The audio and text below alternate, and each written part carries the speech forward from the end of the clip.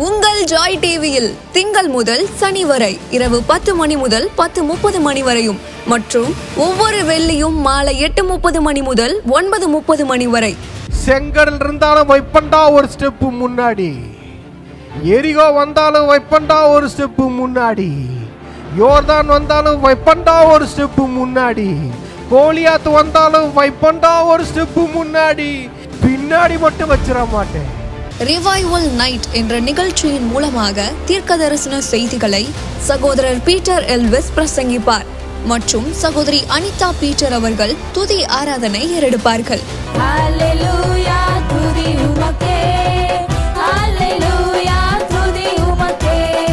மனிதர்களின் வார்த்தையால் பாதிக்கப்பட்டது போதும், கடவுளின் வார்த்தையால் பாதிக்கப்படுவோம் வாருங்கள்.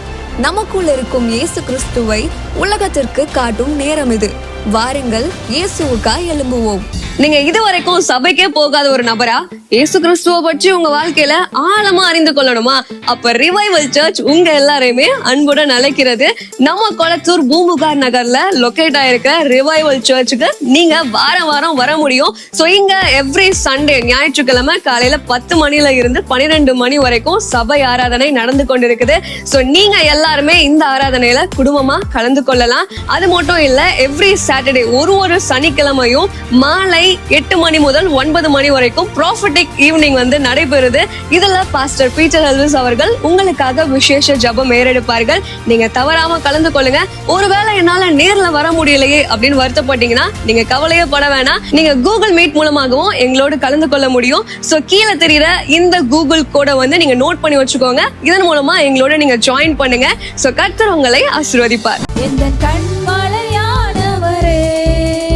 என்னை காக்கும் தெய்வம் நீரே, எந்த கண்மலையானவரே, என்னை காக்கும் தெய்வம் நீரே, வல்லமை மாட்சிமை நிறைந்தவரே, மகிமைக்கு பாத்திரரே, வல்லமை மாட்சிமை நிறைந்தவரே, மகிமைக்கு பாத்திரரே, ஆராதனை உமக்கே, ஆராதனை உமக்கே.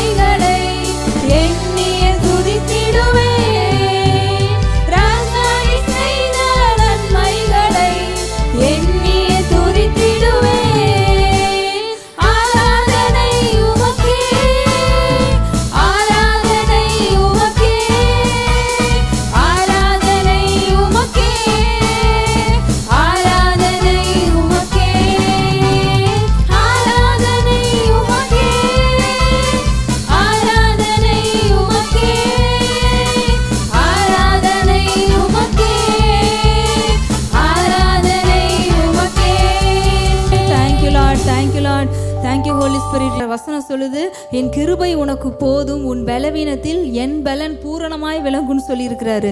அவருடைய கிருபை நமக்கு போதும். உங்க பலவீனத்துல அவருடைய பரிபூரண பலன், அவருடைய பலன் பூரணமாய் விளங்குவதற்கு அவருடைய கிருபை நமக்கு போதும். ஆண்டவரை பார்த்து சொல்லுவோமா, அப்பா ஆண்டவரே, அப்பா எங்களுடைய பலவீனங்கள்ல உங்க பலன் பூரணமாய் விளங்குவதற்கு உங்க கிருபை போதும் ஆண்டவரே. இந்த வேலையில நீங்க அப்படி சொல்ற வேலையில உங்க பலன் பரிபூரணமாகுது. பரிபூரண பலன் உங்களை நிறைக்குது. பரிபூரண பலனால நிரப்புறாரு. உங்க கிருபை போதுன்னு சொல்லுங்க. அப்பா எங்களுடைய வாழ்க்கையில அப்பா ஒருத்தர் ஆண்டவரே கடன்னால எவ்வளோ பிரச்சனைகள் இருக்கிறாங்க ஆண்டவரே. அந்த கஷ்டங்கள்ல அப்பா அவங்களுடைய தரித்திரம் நீங்கி அவங்க செழிப்பாய் வாழ்வதற்கு உங்க கிருபை போதும் ஆண்டவரே. அவங்க வாழ்க்கையில ஒவ்வொரு குடும்பங்கள்லையும் உங்க பரிபூரண செழிப்பு அவங்க பார்க்கட்டும் ஆண்டவரே. உங்க பரிபூரண ஆசீர்வாதத்தை அவங்க பார்க்கட்டும் ஆண்டவரே. இதுவரைக்கும் நீங்க பார்த்த ஆசீர்வாதத்தை விட பரிபூரண ஆசீர்வாதம், பரிபூரணம். ஏன்னா நம்மளுடைய ஆண்டவர்னா எப்படிப்பட்டவர்னா அவர் சம்பூரணமானவர். அவர் சம்பூரணத்தின் தேவன். சம்பூரணம்னா எந்த பக்கமுமே குறைவு இருக்காது. இவ்வளவுதான், இதுக்கு மேல இல்லைன்னு இல்லை, எல்லாம் நிறைவா இருக்கும். அதுக்கு பேர் தான் சம்பூரணம். அந்த சம்பூரணமானவர் தான் இன்னைக்கு நம்ம ஆராதித்து கொண்டிருக்கிறோம். நம்ம ஆராதனையில அவர் தான் கடந்து வந்திருக்கிறாரு. அப்ப நம்ம வாழ்க்கையில எப்படி குறைவு இருக்கும்? குறைவுக்கு இடம் கிடையாது. உங்களுடைய சரீர பலத்துல குறைவு இருக்குமா? இருக்காது. கொஞ்சம் சுகம் இருக்கு, கொஞ்சம் எங்களுக்கு பலவீனம் இருக்குன்னு சொல்லுங்களா, அந்த மாதிரி இருக்காது. ஏன்னா அவர் சம்பூரணமானவர். உங்க பலனை அவர் பரிபூரணமாக்குவார். உங்களுடைய செழிப்பு அவர் பரிபூரணமாக்குகிறார். இந்த வேலையில உங்களுடைய வாழ்க்கையில சந்தோஷத்தை பரிபூரணமாக்குகிறார். 2 நாள் சந்தோஷமா இருப்போம், அதுக்கப்புறம் 2 நாள் அழுகிறது, திருப்பி 2 நாள் சந்தோஷமா இருக்குது. அப்படி இல்லை. ஏன்னா அவர் நம்முடைய ஆண்டவர் பரிபூரணமானவர், சம்பூர்ணத்தின் தேவன். அவர் தந்தா அந்த சமாதானம் பரிபூரணமா உங்க வாழ்க்கையில இருக்கும். அந்த சந்தோஷத்துக்காக ஆண்டவருக்கு நன்றி சொல்லுவோமா? இன்றைக்கு அந்த சந்தோஷத்தை தான் ஒருத்தர் வாழ்க்கையில ஆண்டவர் கொடுக்கிறாரு. அப்பா அந்த பரிபூரண சந்தோஷத்தை எல்லார் வாழ்க்கையிலையும் கட்ட அவிழ்க்கிறோம் ஆண்டவரே. பரிபூரண சமாதானத்தை குடும்பங்கள்ல கட்ட அவிழ்க்கிறோம். ஏன்னா நீங்க சொல்லியிருக்கிறீங்க, என் கிருபை உனக்கு போதும், உன் பலவீனத்தில் என் பலன் பூரணமாய் விளங்கும் சொல்லியிருக்கீங்க. அப்ப எங்க வாழ்க்கையில உங்க பூரணமான செழிப்பை பார்ப்பதற்கு உங்க கிருபை எங்களுக்கு போதும் ஆண்டவரே. பூரணமான சுகத்தை பார்ப்பதற்கு உங்க கிருபை போதும். இன்னைக்கு உங்களுக்கு தேவை ஆண்டவருடைய கிருபை. அது இருந்தா உங்க வாழ்க்கையில பரிபூரணத்தை பார்ப்பீங்க. எல்லா பக்கத்திலையும் பரிபூரணத்தை பார்ப்பீங்க. நன்றி சொல்லுங்க. கிருபை பெருக பெருக பெருக உங்க வாழ்க்கையில உங்களுடைய பரிபூரணம் பெருகும். அப்பா எல்லாருடைய வாழ்க்கையிலும் கிருபை பெருகட்டும் ஆண்டவரே. அவங்க ஊழியத்துல கிருபை பெருகட்டும். அவங்க பிள்ளைங்கள் மீது உங்க கிருபை பெருகுவதாகன்னு சொல்றோம் இயேசுவின் நாமத்தில். கர்த்தர் நல்லவர், அவர் கிருபை என்றும் உள்ளது. ஆண்டவராக இயேசு கிறிஸ்து எல்லா நேரங்களிலும் எல்லா சூழ்நிலைகளிலேயும் அவர் நல்லவராகவே இருக்கிறார். நேற்று தீர்க்க தரிசன மாலையில் ஸ்டார்டிங்கில் தான் ஆண்டவர் பேசினார். நம்ம சூழ்நிலை அது எப்படி இருந்தாலும் பரவாயில்ல, நம்ம தேவைகள் அதையும் எப்படி இருந்தாலும் பரவாயில்ல, எல்லா சூழ்நிலை இருக்குல்ல, எல்லா சூழ்நிலைகளிலும் அவர் எப்படி இருக்கிறாருன்னா, அவர் எப்படி இருக்கிறாரோ அவர் அப்படியே தான் இருக்கிறார். ஏன்னா வசனம் சொல்லுது, நான் இருக்கிறவராகவே இருக்கிறவர். நம்ம எப்படி தெரியுமா? சூழ்நிலை மாறிச்சு, இன்னைக்கு சிரிக்கிறவங்க நாளைக்கு சிரிக்கல, நம்ம மாறிடுவோம். இன்னைக்கு இருக்கிற பிரச்சனை நாளைக்கு அதை விட பெரிய பிரச்சனையாச்சு, நம்ம மாறிடுவோம். நம்ம தேவை மாறிச்சு, கொஞ்சம் அதிகமாச்சு, நம்ம மாறிடுவோம். நம்ம காட் எப்படி தெரியுமா? அவர் மாறவர், நேற்றும் இன்றும் என்றும் மாறாதவர். அவர் மாறவே மாட்டார். நம்ம மேலே வச்ச அன்பிலும் அவர் மாறவே மாட்டார். நம்ம கூட மாறலாம், ஆனால் அவர் மாறவே மாட்டார். ஸோ காட் அவர் இருக்கிறவராகவே. மோசஸ்ட்ட சொன்னார்னா, உங்கள் பேர் என்னப்பா அப்படின்னு கேட்டால், நான் எப்படி இருக்கிறேனோ நான் அப்படியே தான் இருக்கிறேன். அப்படி இருக்கிற கடவுள். நம்ம வாழ்க்கையில் இருக்கிற பிரச்சனைகள் நம்ம அப்படி தான் இருக்கணும் பாருங்கள். நம்ம யாரை மாதிரி இருக்க அழைக்கப்பட்டிருக்கோன்னா, நம்மளுடைய அப்பா, நம்மளுடைய கடவுள், நம்ம தெய்வம் அவர் எப்படி இருக்கிறாரோ அப்படி இருக்க தான் நம்ம அழைக்கப்பட்டிருக்கிறோம். ஒரு சந்தோஷமான செய்தி கேட்கும் போது எப்படி இருக்கிறோமோ அதே சமயத்தில் நம்ம ஏதாவது பயமுறுத்துகிற மாதிரி வர செய்தி வந்தாலும் நம்ம அப்படியே தான் இருக்கணும். திடீர்னு ஒரு சூழ்நிலை மாறுது, சூழ்நிலைகளெல்லாம் நல்லா இருக்குது, அப்போ நல்லா இருப்போம். திடீர்னு சூழ்நிலைகள் கொஞ்சம் சேஞ்ச் ஆனோடனே கொஞ்சம் ஒரு படபடப்பு வரும் தெரியுமா? அப்போ நம்ம நினைக்கணும், நான் யாரோட புள்ள தெரியுமா? இருக்கிறவராகவே இருக்கிறவருடைய புள்ள. அவர் இருக்கிற வண்ணமாகவே. அவர் எப்படி நம்மளை படைச்சாரு? ஆதியாகமத்தில் பார்த்தோம். அவருடைய இமேஜில் படைச்சாரு, அவரை மாதிரி நம்மளை படைச்சாரு. அதை ஆதாம் இழந்தாரு. அதை ஆதாம் இழந்தாருன்றதுக்காக திரும்ப அதை நம்மக்கிட்ட கொடுக்கணுன்றதுக்காக பூமியில் வந்து மரித்து உயிரோடு எழுந்து அந்த இமேஜை திரும்ப நமக்காக கொடுத்தாரு. இது ஏன் தெரியுமா? சூழ்நிலைகள், பிரச்சனைகள்லாம் வருது, போராட்டங்கள்லாம் வருது, நம்மளை கொஞ்சம் ஷேக் பண்ணி பார்க்க தான். மாறுறானா? இவனை கொஞ்சம் மாற்ற முடியுமா? இவனை கொஞ்சம் மாற்ற முடியுமான்றதுக்கு தான் வந்து பார்க்குது. நம்ம எப்படி தெரியுமா இருக்கணும்? சீயோன் பர்வதம் போல நிற்கணும், அப்படியே அசையாம. கர்த்தரை நம்பி இருக்கிறவர்கள் என்றென்றைக்கும் அசையாமல் நிலைத்திருக்கும் சீயோன் பர்வதம் போல் இருப்பார்கள். மலை எப்படிங்க இருக்கும்? அசைக்குமா? ஏதாவது ஒரு பெரிய காற்று வந்து அந்த மலையை அசைச்சிருமா? அசைக்க முடியாது. இல்லை ஒரு பெரிய வெள்ளங்க, சுனாமி வந்துச்சுன்னா மலை அசையுமா? அசையாது. இந்த கர்த்தரை நம்பி இருக்கிற ஜனம் அப்படி இருக்குமாங்க. ஹல்லேலூயா. எது வந்தாலும் நம்மளை அசைக்கவே முடியாது.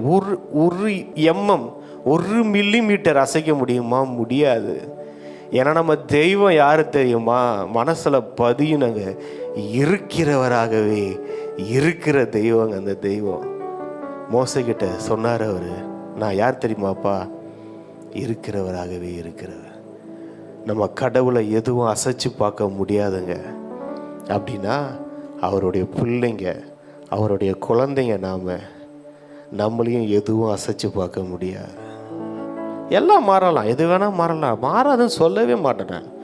பிரச்சனைகள் வருங்க, போராட்டம் வருங்க, எல்லாமே வருங்க. உங்கள் சூழ்நிலைகள்லாம் மாறும், எப்படி வேணால் மாறும். மனசில் நினச்சி, நான் யாரோட புள்ள தெரியுமா? பிரச்சனையை பார்த்து பேசணும். பிரச்சனையே, போராட்டமே, நான் யார் புள்ள தெரியுமா? இந்த போலீஸில் ஏதாவது மாட்டிக்கிட்டாங்கன்னு வச்சுக்கோங்க, மினிஸ்டர் பிள்ளைங்கள்லாம் சொல்லுவாங்க போலீஸ்கார்டு, நான் யார் புள்ள தெரியுமா? யார் மேலே கை வைக்கிற அப்படின்னு திமிரில் பேசுவாங்களே, அந்த திமிரு நமக்கு வேணும். இந்த திமிரு தான், வேற இந்த திமிரு நம்ம இருக்கக்கூடாது. நயசப்போட புள்ள பாவத்து மேலே, சாபத்து மேலே, வியாதி மேலே, தரித்திரத்து மேலே அப்படி பார்த்து பேசணும். யாரோட புள்ள தெரியுமா? நான் இருக்கிறவராகவே இருக்கிறவருடைய புள்ள. நான் என்ன நீ எதுவும் டச் பண்ண முடியாது, என்ன நீ எதுவும் மாற்ற முடியாது. அந்த தெய்வம் நேற்றும் இன்றும் என்றும் மாறாதவர், மாறாத தெய்வம். ஆனால் அந்த தெய்வம் நம்மளை மாற்றுகிற தெய்வம். எப்படி தெரியுமா? அவரை போல மாற்றுகிற தெய்வம். அவர் மாறாதவர். அந்த தெய்வம் என்ன செய்கிறாருன்னா, நம்மளை அவரை போல மாற்றுகிற தெய்வம். அதை தான் அவர் விரும்புகிறார். ஸோ நீங்கள் எந்த சூழ்நிலை இருக்கீங்கன்னு எனக்கு தெரியாது. ஒன்று தெரிஞ்சுக்கோங்க, எதுவும் என்னை மாற்ற முடியாது. உங்ககிட்ட போராடி போராடி அது டயர்டாயிடும். எனக்கு கொடுத்த வார்த்தையை சொல்கிறேன். ஆதியாகமம் 1வது அதிகாரம் 26வது வசனம். பின்பு தேவன் நமது சாயலாகவும் நமது ரூபத்தின்படியேயும் மனுஷனை உண்டாக்குவோமாக. அவர்கள் சமுத்திரத்தின் மச்சங்களையும் ஆகாயத்து பறவைகளையும் மிருக ஜீவன்களையும் பூமி அனைத்தையும் பூமியின் மேல் ஊறும் சகல பிராணிகளையும் ஆளக்கடவர்கள் என்றார். ஆளக்கடவர்கள். நான் ஏன் படைக்கப்பட்டேன் அப்படின்னா, ஆண்டவர் ஃபர்ஸ்ட் கொடுக்குற ஸ்டேட்மெண்ட் இந்த பைபிளில், அவர்கள் ஆளக்கடவர்கள். ஆளுகை செய்ய நம்ம படைக்கப்பட்டோம் கடவுளால். ஏன்னா நம்ம கடவுள் ஆளுகை செய்கிறவர். அல்லேலூயா. ஆளுகை செய்கிற தெய்வங்க. யாராவது அவங்க பொசிஷனை விட்டு கொடுப்பாங்களா? யோசிச்சு பாருங்களேன். நீங்கள் உங்கள் பொசிஷனை விட்டு கொடுப்பீங்களா? அதனால தான் நான் அடிக்கடி சொல்லுவேன், இந்த கடவுளுடைய அன்பை மனித அறிவினால் புரிந்து கொள்ளவே முடியாது. புரிந்து கொள்ளவே முடியாது. அந்த அந்த மனித அறிவுக்கு அந்த சக்தி இல்லை, அந்த சக்தி இல்லை. சகலத்தையும் ஆண்டு கொண்டிருக்கிற கடவுள் ஒரு மனுஷனை படைச்சு அவர் என்ன சொல்றாரு தெரியுமா? நீ ஆளு, அல்லேலூயா, நீ ஆளு, நீ ரூல் பண்ண அப்படின்றாரு. என்ன இருதயம், என்ன இருதயம்! யாருங்க அவர்? ஆளுகை செய்கிறவருங்க, அவர் ஆளுகை செய்கிறவர். மனுஷனை படைச்சவர் சொல்றாரு, இப்போ நீ ஆளுகை செய்ப்பா. அல்லேலூயா. எல்லாவற்றையும், பூமி அனைத்தையும் நாம் ஆளுகை செய்ய அழைக்கப்பட்டிருக்கிறோம். நம்மளை எதுவும் ஆளுகை செய்யாது பாருங்க, நம்மளை எதுவும் ஆளுகை செய்ய முடியாது. நம்ம இந்த அத்தாரிட்டியை கையில் எடுக்காமல் இருந்தோம், மற்றதெல்லாம் நம்மளை ஆளுகை செய்யும். பிரதர், என் லைஃப்பில் நோய் ஆளுகை செய்து, வியாதி ஆளுகை செய்து, தரித்திரம் ஆளுகை செய்து, பிசாசு ஆளுகை செய்து, பாவம் ஆளுகை செய்து அப்படின்னா நம்ம இன்னும் ஆளுகை செய்ய ஆரம்பிக்கல. பூமி அனைத்தையும், எல்லாவற்றையும் அவர் ஆளுகை செய்ய நம்ம கையில் அந்த அத்தாரிட்டியை கொடுத்துருக்கிறார். அல்லேலூயா. அதுக்கு முன்னாடி பார்ப்போம், எல்லாத்தையும் படைக்கிறார்ல, எல்லாத்தையும் படைச்சிட்டு நல்லது நல்லதுன்னு கண்டாராம். தேவன் அது நல்லது என்று கண்டார், நல்லது என்று கண்டார். எல்லாத்தையும் பார்த்து நல்லது நல்லதுன்னு கண்டார்ல. நான் இன்னொன்று சொல்றேன், எல்லா நல்லதையும் படைச்சிட்டு அந்த நல்லது எல்லாத்தையும் நீ ஆளுபா அப்படின்றாரு. அல்லேலூயா. எல்லா நல்லதும் படைச்சிட்டேன், எல்லா நல்லதையும் மனிதர்கள் ஆளக்கடவர்கள். அல்லேலூயா. நான் சொல்லட்டுமா, உங்க வாழ்க்கையில் இருக்கிற எல்லா நல்லது, நிறைய நல்லது தேவைன்றீங்கள, அந்த நல்லதெல்லாம் நீங்க ஆளுகை செய்கிறவர்கள். அந்த நல்லதெல்லாம் உங்க கண்ட்ரோல்ல இருக்குங்க. ஆளுகை என்னங்க, நீங்க அது கண்ட்ரோல்ல வச்சிருப்பீங்க, உங்க கண்ட்ரோல்ல இருக்கும். எல்லா நல்லது கடவுள் பார்த்து, இப்ப நான் பார்த்தா நல்லா இருக்குன்னு ஒன்று சொல்லுவேன், ஆனா ஆண்டவராகிய இயேசு கிறிஸ்து, பிதாவாகிய தெய்வம், அவங்க பார்த்து சொல்றாங்க இது நல்லதுன்னு பார்த்துட்டு இந்த மனுஷனை பார்த்து சொல்றாங்க, இதை பார்த்தாரு, இதெல்லாம் நல்லதுன்னு பார்த்துட்டு இந்த மனுஷனை பார்த்து ஆண்டுகொள். அல்லேலூயா. நீ ஆளுகை செய், நீ எடுத்துக்கோ, நீ ஆளுகை, நீ ரூல் பண்ணு. என்னது ஆண்டவரே, எல்லா நல்லதையும் நான் ரூல் பண்ணணுமா? ஆமா, எல்லா நல்லதையும் நீ ஆளுகை செய். ஆளுகை என்பது, அதிகாரம் என்பது ஒரு ஆசீர்வாதம். ஆசீர்வாதம், ரூல் பண்றது ஆசீர்வாதம். இன்னைக்கு நம்ம கிறிஸ்தவ உலகம் நம்ம ரூல், ஆண்டவர் கொடுத்த அத்தாரிட்டியை நம்ம எடுத்து ரூல் பண்ணாததுனால தான் இந்த உலகத்தில் பிசாசு எடுத்து ரூல் பண்ணிக்கிட்டு இருக்கிறான் அவனுடைய காரியங்களை. அவனாலேயே அவ்வளவு ரூல் பண்ண முடியுது. வியாதி, பாவம், சாபம் ஏதோ வச்சுக்கோங்க எல்லாத்தையும். அப்படின்னா என் தெய்வம் நல்லதெல்லாத்தையும் படைச்சிட்டு நீ நல்லதில் ஆளுகை செய்ப்பான்ட்டாரு. அல்லேலூயா, அல்லேலூயா. என்ன ஒரு தெய்வம் பாருங்க. அப்புறம் பார்க்குறோம், பின்பு தேவன் அவர்களை நோக்கி, நீங்கள் பெருகி, நீ பூத்து காய்த்து நீ பழுகி, நீ என்ன செய்யணும்னா கனி தரணும். கனி தந்து உன் நம்பர்ஸ், இங்கிலீஷில் எப்படி தெரியுமா இருக்கு, நம்ம தமிழில் பெருகி பெருகி பெருக்கும் அப்படின்னு படிச்சிடுறோம். ஆண்டவர் என்னமா சொல்றாரு, உன் நம்பர்ஸ் இன்க்ரீஸ் ஆகணும்ப்பா. உங்க கிட்ட இருக்கிறதெல்லாம் இன்க்ரீஸ் ஆகணும். உங்ககிட்ட இப்போ நம்ம நல்லது பார்த்தார்ல, நல்லதை படைச்சார்ல, அந்த நல்லதெல்லாம் உங்கள் லைஃப்பில் இன்க்ரீஸ் ஆகணும். ஒரு 5 இருக்கா, அது 10 மாறணும். நாளான்னைக்கு அது 15 மாறணும். அடுத்த நாள் அது 20 மாறணும். இதுதான் கடவுளுடைய ஆசை, இதுதான் கடவுளுடைய ஆசை. நீ பழுகணும், நீ பெருகணும்.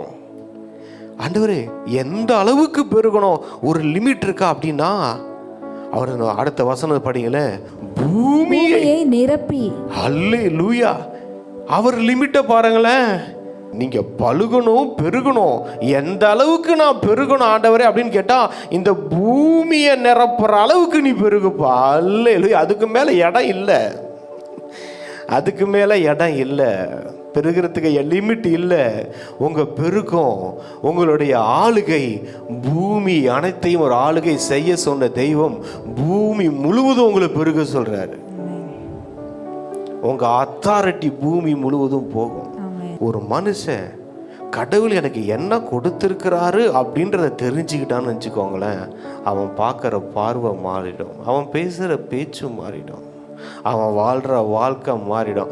அவன் அப்படி திரும்பினா கூட ஒரு திமிராக தான் இருக்கும். என்னதான் ஆவிக்குரிய திமிரு, ஆவிக்குரிய அதிகாரம். எது மேலே திமிரு? மனுஷங்க மேலே திமிரு இல்லை, பிசாசின் கிரியைகள் மேலே திமிரு, பிசாசின் அதிகாரத்தின் மேலே திமிரு. இந்த அதிகாரத்துக்கு அந்த அதிகாரத்துக்கு சம்பந்தம் கிடையாது. இந்த அதிகாரம் அந்த அதிகாரத்தை அடக்கும். இங்க ஒரு அதிகாரம் இருக்கு தெரியுமா? மத்தேயு 10 கொடுத்தாருல அதிகாரம், மத்தேயு 28 சொன்னார்ல ஒரு அதிகாரம். வானத்திலும் பூமியிலும் சகல அதிகாரம், எல்லா அதிகாரங்க, எல்லா அத்தாரிட்டி எனக்கு கொடுக்கப்பட்டிருக்கிறது. ஏன்னா ஆதாம் இழந்தான், நான் கொடுத்த அத்தாரிட்டி ஆதாம் இழந்தான். ஆனால் உனக்கு நான் எல்லா அத்தாரிட்டியும் நான் சம்பாதிச்சிட்டேன், எல்லா அதிகாரமும் சம்பாதிச்சிட்டேன். ஆகையால் நீங்கள் போங்கள், அல்லேலூயா, அந்த அத்தாரிட்டியில் போங்கன்னாரு. அந்த அத்தாரிட்டியில் போங்க. நீ இழந்த அத்தாரிட்டியை உனக்காக நான் திரும்ப சம்பாதிச்சிட்டேன். அந்த அத்தாரிட்டியில் போங்க. சகல அதிகாரமுமா, 1-2 அதிகாரம் இல்லைங்க. வானத்திலும் அதிகாரம் இருக்கு, பூமியிலும் அதிகாரம் இருக்கு. இந்த அத்தாரிட்டியில் ஜீசஸை நம்ம எக்ஸாம்பிளாக எடுத்துக்கலாம். இந்த அத்தாரிட்டியில் இருக்கிற அத்தாரிட்டியை அவர் என்ன பண்ணார்? இருக்குதுன்னு தெரிஞ்சுக்கிட்டாரு. அந்த அத்தாரிட்டியில் ஆக்டிவேட் ஆனார். இன்னைக்கு சீஷர்களை பார்க்குறோம். ஒரு பிசாசு பிடித்த ஒரு மகனை கொண்டு வரும்போது அவருக்கு எந்த மட்டும் உங்களோட நான் போராடுவேன், அதை எடுங்களேன்.